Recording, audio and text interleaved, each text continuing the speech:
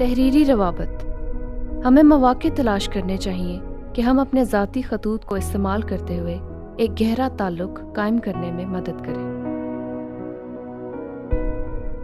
میں ذکریہ امیر ہوں۔ یہ اصل میں لوکا کی معرفت انجیل کے نمونے پر مبنی ہے، کیونکہ دراصل جسے ہم انجیل مقدس بمطابق لوکا کہتے ہیں وہ در حقیقت لوکا کا خط ہے۔ یہ ایک ایسا خط تھا جو کہ ایک ایسے شخص کو لکھا گیا جس کا ذکر انجیل کی ابتدائی آیات میں ملتا ہے۔ تو آئیں اس پر ایک نظر ڈالتے ہیں۔ میں اسے تھیوفلس کے نام ایک خط کہتا ہوں۔ لوکا آغاز کرتے ہوئے کہتا ہے، چونکہ بہتوں نے اس پر کمر باندھی ہے کہ جو باتیں ہمارے درمیان واقع ہوئیں ان کو ترتیب وار بیان کروں، جیسا کہ انہوں نے جو شروع سے خود دیکھنے والے اور کلام کے خادم تھے ان کو ہم تک پہنچایا۔ وہ جو یسوع کے ساتھ چلے اس کو تعلیم دیتے سنا، واقعات اور معجزات ہوتے دیکھے۔ اور اس لیے لوکا اس بات کے متعلق بہت حقیقت پسند ہے کہ وہ ایک بیانیہ لکھ رہا ہے، اور وہ بہت دھیان سے تحقیق کر رہا ہے تاکہ وہ یہ یقینی بنا سکے کہ وہ جو اپنے خط میں لکھ رہا ہے وہ درست ہے۔ اور ہم دیکھتے ہیں کہ اگلی آیات میں، یعنی 3 اور 4 آیات، اس لیے اے معزز تھیوفلس میں نے بھی مناسب جانا کہ سب باتوں کا سلسلہ شروع سے ٹھیک دریافت کر کے ان کو تیرے لیے ترتیب سے لکھوں۔ اور آئیں بنیادی طور پر یہاں اس بات کی سادہ الفاظ میں نشاندہی کریں کہ یہ روح القدس کے الہام اور پاک کلام کی تحریر میں انسانی عنصر کا ایک بہت ہی منفرد حوالہ ہے۔ اور لوکا کی انجیل میں یہ خاص طور پر واضح کیا گیا ہے کہ اس نے اس کی تحقیق کی، اس نے پڑھا، لوگوں سے بات چیت کی، انٹرویو کیے، لیکن ساتھ ہی ساتھ اس بات پر ایمان رکھتے ہیں کہ وہ روح القدس کی رہنمائی میں چل رہا تھا تاکہ ہمیں وہ دے سکے جسے ہم 4 اناجیل میں سے ایک انجیل کہتے ہیں، جو در حقیقت ایک خط ہے جو اس معزز تھیوفلس کو لکھا گیا۔ اور وہ یہ کہتا ہے تاکہ جن باتوں کی تو نے تعلیم پائی ہے ان کی پختگی تجھے معلوم ہو جائے۔ اب ہم نہیں جانتے کہ تھیوفلس کون ہے سوائے اس کے کہ وہ غیر یہودی ہے۔ اور ویسے اس بات کو ذہن میں رکھیں کہ لوکا خود بھی غیر یہودی تھا، اور جب اس نے یہ خط لکھا ذہن میں رکھیں کہ وہ تھیوفلس کے بارے میں سوچ رہا ہے جس نے انجیل کی خوشخبری سنی ہے، اور بے شک وہ انجیل پر ایمان بھی لایا، مگر اس کے ذہن میں سوالات تھے۔ شاید جو کچھ اس نے یسوع مسیح کے بارے میں سنا ہے اس سے متعلق کچھ مذہبی سوالات۔ یاد رکھیں کہ یہ ایک زبردست ناقابل یقین واقعہ ہوگا جو اس نے یسوع کے متعلق سنا، اور یسوع کو اپنا نجات دہندہ بنانے کے سلسلے میں وہ کیا کچھ کرنے کے لیے تیار ہے۔ اب لوکا اسے معزز کہتا ہے، جس کا مطلب ہے کہ وہ رومی سلطنت میں ایک اعلیٰ عہدہ رکھتا ہوگا، تو وہ اس معزز شخص کو ایک ذاتی خط لکھ رہا ہے۔ آپ جانتے ہیں یہ دلچسپ ہے کہ لوکا نے اس خط و خطابت کے تجربہ کو جاری رکھا کیونکہ اس نے اعمال کی کتاب بھی لکھی۔ ہم اعمال کی کتاب کے متعلق بات کرتے ہیں، جی ہاں، ہم اسے اعمال کا خط کہہ سکتے ہیں جسے لوکا نے تحریر کیا۔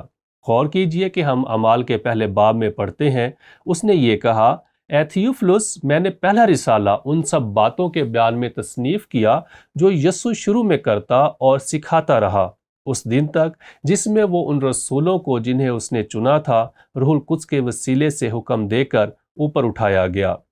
وہاں وہ در حقیقت خلاصہ بیان کرتا ہے اور اس خط کا مختصر ذکر کرتا ہے جسے ہم لوکا کی انجیل کہتے ہیں، اور پھر وہ آگے بڑھتا ہے اور یسوع کی آسمان پر واپسی کے بعد کے واقعے کو اٹھاتا ہے تاکہ یہ بتا سکے کہ کلیسیا کیسے وجود میں آئی۔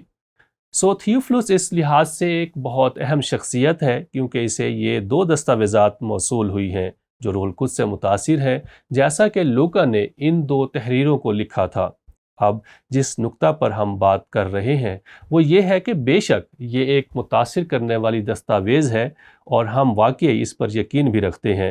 میرا ماننا ہے کہ لوکا کے خطوط واقعی مسیحیوں کو ان کے ایمان میں پختہ ہونے میں مدد کرنے کے لیے تحریری خط و کتابت کے اثر اور اہمیت کو ظاہر کرتا ہے۔ میرے خیال سے لوکا یہ ظاہر کرتا ہے اور میرا ماننا ہے کہ پولس اسے ظاہر کرتا ہے۔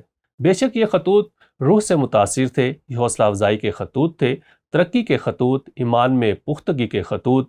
مثال کے طور پر پولس رسول کے خطوط، یہ خطوط مسیحیوں کی حوصلہ افزائی کے لیے لکھے گئے۔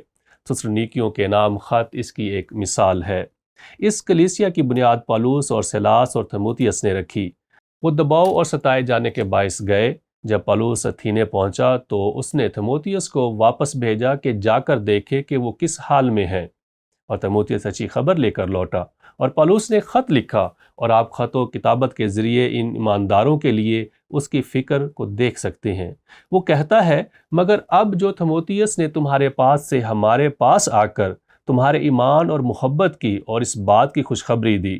پولس کو بہت حوصلہ افزائی ملی، اس لیے وہ اپنا قلم، اپنا لحاف اٹھاتا ہے، ایک تمار نکالتا ہے اور وہ یہ خط لکھتا ہے، مگر اب جو تیموتھیوس نے تمہارے پاس سے ہمارے پاس آ کر تمہارے ایمان اور محبت کی اور اس بات کی خوشخبری دی کہ تم ہمارا ذکر خیر ہمیشہ کرتے ہو اور ہمارے دیکھنے کے ایسے مشتاق ہو جیسے کہ ہم تمہارے، کیا یہ پولس کی انسانیت کو ظاہر نہیں کرتا؟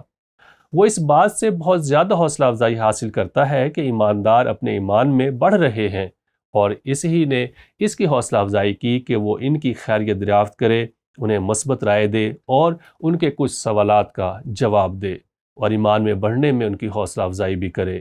اور اس لیے وہ یہ کہتے ہوئے جاری رکھتا ہے کہ اے بھائیو، ہم نے اپنی ساری احتیاج اور مصیبت میں تمہارے ایمان کے سبب سے تمہارے بارے میں تسلی پائی۔ اور یہ سادہ الفاظ میں یہ کہہ رہا ہے کہ جب ہم تھسلونیکیوں سے نکلے تو ہم بیریا میں گئے، اور ہم یہاں سے اتھینے کو گئے، اور ہمیں ستایا گیا، لیکن خوشخبری کی مذمت کے باوجود اور اس حقیقت کے باوجود کہ ہمیں اس لیے جانا پڑا کیونکہ ہم تمہارے شہر کے رہنے والوں کے ہاتھوں ستائے گئے، جنہیں وہ پسند نہ آیا جو ہو رہا تھا۔ ہمیں بہت حوصلہ افزائی حاصل ہوئی کیونکہ تم اپنے ایمان میں بڑھ رہے ہو۔ اور پھر وہ کہتا ہے، کیونکہ اب اگر تم خداوند میں قائم ہو تو ہم زندہ ہیں، اور یہی وجہ ہے کہ وہ یہ خط لکھ رہا ہے۔ تمہارے باعث اپنے خدا کے سامنے ہمیں جس قدر خوشی حاصل ہے، اس کے بدلہ میں کس طرح تمہاری بابت خدا کا شکر ادا کریں۔ اس نے کہا، میں یہ خط صرف اس لیے لکھ رہا ہوں تاکہ تمہاری حوصلہ افزائی ہو، تمہارے کچھ سوالات کا جواب دوں، مگر میں اس بات کا منتظر ہوں کہ ہم واپس آئیں گے اور تربیت کے عمل کو جاری رکھیں گے اور تمہارے ایمان میں بڑھنے میں مدد کریں گے۔ اور ویسے اس خط کے سلسلے میں زندگی گزارنے کا ایک اصول ہے جو کہ اس اصول سے بہت مشابہت رکھتا ہے جسے ہم نے لوکا کی تعلیم کے آغاز میں بیان کیا تھا، اور سادہ الفاظ میں اس اصول کا عنوان ہے فالو اپ کے روابط۔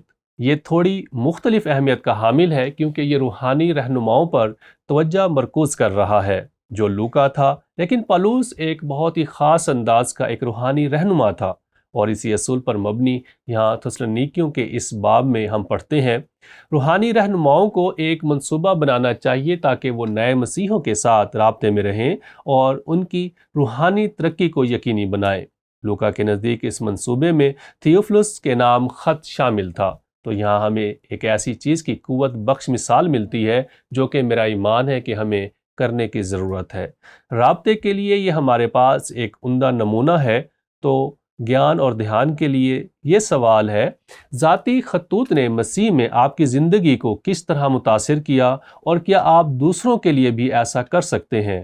خیر، جب میں پیچھے مڑ کر دیکھوں تو میں ان لوگوں کا بہت شکر گزار ہوں جنہوں نے میری حوصلہ افزائی کی، خاص طور پر تب جب میری نئی پیدائش ہوئی، اور میرے رہنما خاص طور پر جب میں موڈی بائبل انسٹیٹیوٹ میں تھا، اور موڈی بائبل انسٹیٹیوٹ چھوڑنے کے بعد بھی بڑھنے اور ترقی پانے کے عمل میں وہ خطوط کے ذریعے مجھ سے رابطے میں رہے۔ وقتاً فوقتاً مجھے اپنے استاد کی طرف سے ایک خط موصول ہوتا تھا جو اب بھی موڈی بائبل انسٹیٹیوٹ میں پروفیسر ہیں، اور کبھی کبھی خدمت میں بڑھنے اور سیکھنے کے سبب سے گہرے اور انتہائی تکلیف دہ وقت میں مجھے ان کی طرف سے ایک خط موصول ہوتا جو میری حوصلہ افزائی کا سبب ہے۔ ان میں اس چیز کی قابلیت تھی، لیکن وہ بھی صرف اس نمونے پر چل رہے تھے جو ہمیں نئے عہد نامہ میں ملتا ہے۔ اگرچہ لوکا اور پولس روح القدس کی تحریک سے بہت ہی منفرد انداز میں لکھ رہے تھے، مجھے یقین ہے کہ خدا چاہتا ہے کہ ہم ان کی مثال پر چلیں اور اپنی صلاحیتوں اور قابلیت کو استعمال کرتے ہوئے لوگوں کی حوصلہ افزائی کریں۔ مجھے اپنی زندگی میں سے ایک واقعہ یاد ہے جو کہ خدمت میں بطور پاسٹر میری زندگی کا سب سے مشکل دور تھا، جہاں در حقیقت میرے خلاف سازش ہو رہی تھی۔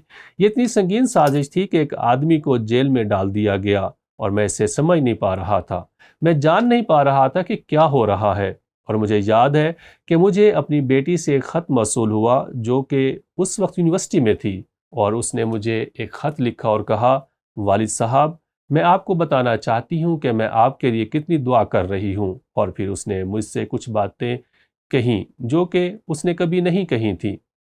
واضح طور پر ایک پریشانی کے سبب ہی اس نے یہ باتیں کہیں، اور یہ ایک زبردست موقع تھا اور میرے لیے بہت حوصلہ افزائی کی بات تھی۔ آج کل ہمارے پاس بات چیت کے بہت سے طریقے ہیں۔ الیکٹرانک طور پر آپ جانتے ہیں ای میل بھیجنا بہت آسان ہے، میسیج بھیجنا، اور کبھی کبھی کسی کو کچھ کہنے میں صرف چند لمحات لگتے ہیں۔ حوصلہ افزائی کے الفاظ، سچ تو یہ ہے کہ کل مجھے اور میری بیوی کو ایک جیسا میسیج آیا، اور اس کے پیچھے ایک کہانی تھی، لیکن اس میں لکھا تھا، اس سال کو ملا کر 40 سال ہو چکے ہیں جب ہم میری لینڈ سے ڈلاس آئے تھے، جب میں 19 سال کا تھا، شکریہ۔